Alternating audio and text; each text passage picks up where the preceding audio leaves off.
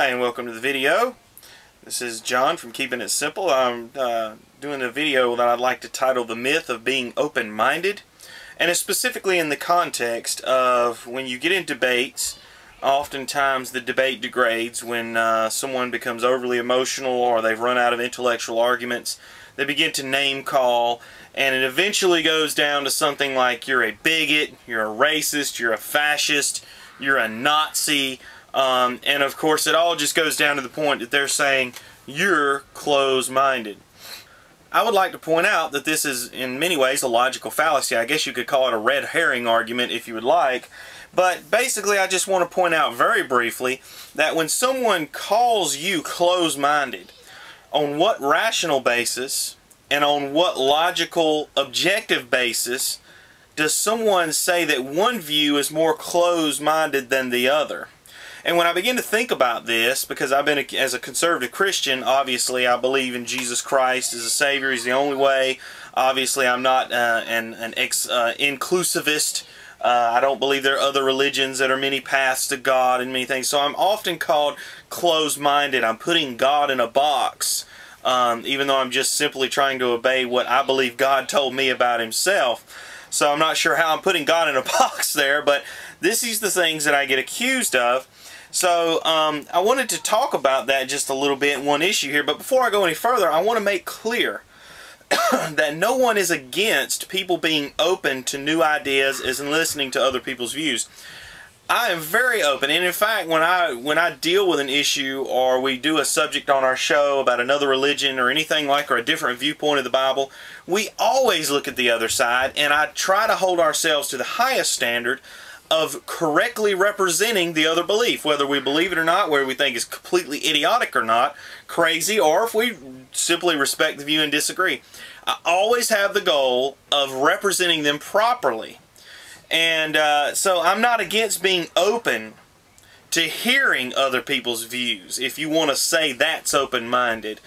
But I believe that's just being open, and I just believe that's being polite, really, when it boils down to it. I'm not against being opening to listening and representing others properly, etc., etc., etc. What I'm against is the idea that just because I disagree with you, that I'm closed-minded. That doesn't make any sense at all, and in fact it's a fallacy, and we're going to disprove how the person who claims to be open-minded is actually very closed-minded themselves. So, let's take an issue like same-sex marriage. Yeah, that's a hot one these days, isn't it? All those wonderful, courageous people in California that were angry about Prop 8 and attacked an old lady. We'll talk about that some. Anyway, so let's just say you are for same-sex marriage. So you consider yourself a pretty open-minded guy. You get in a conversation about this, and somebody starts bringing up all the facts that, you know, it's actually much more of a death style than a lifestyle, and how destructive it is in society and to the family and even to the people that do it. So then you're called bigot. You close-minded bigot. So we've got a close-minded guy here. We are clearly, he is for same-sex marriage, and we are clearly against it. That's what explicitly means, clearly. And so he's open, and we're closed-minded. So I'm guessing here, the only thing I can guess is that a person might say, well, I'm open-minded because I'm for a lot of things. Yeah, but when you're for things explicitly, you're also implicitly against other things. So, in other words, the open-minded, loving, super tolerant person on this side, all of a sudden, is very closed-minded to my idea of the family. What do I mean? Well, he's explicitly for his view of the family, which is indirectly or implicitly against my view. You cannot avoid that conclusion. By holding his view, he's automatically against my view. And by me holding this view, I'm automatically against his view. So, who's closed-minded? I'm trying to figure this one out, because he's just as closed as I am to his ideas.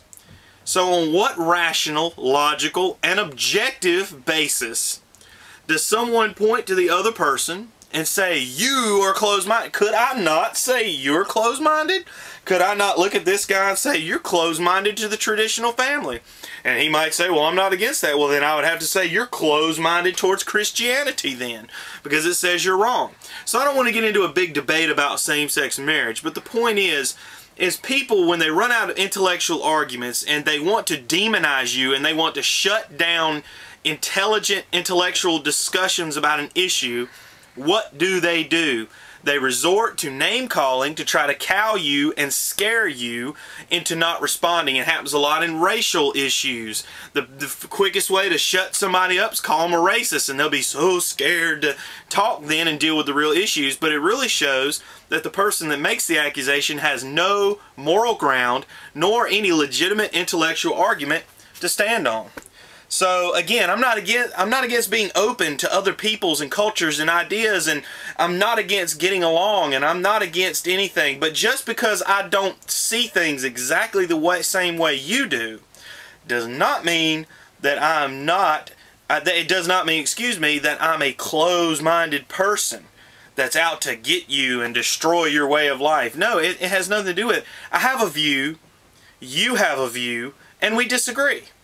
And what we then need to do, if it affects and impacts the culture and is important to people's lives, we need to have an honest dialogue. And that's all I ask for. Let's have an honest dialogue. Let's get past the ad hominem attacks, the red herrings, and the false accusations based on false premises.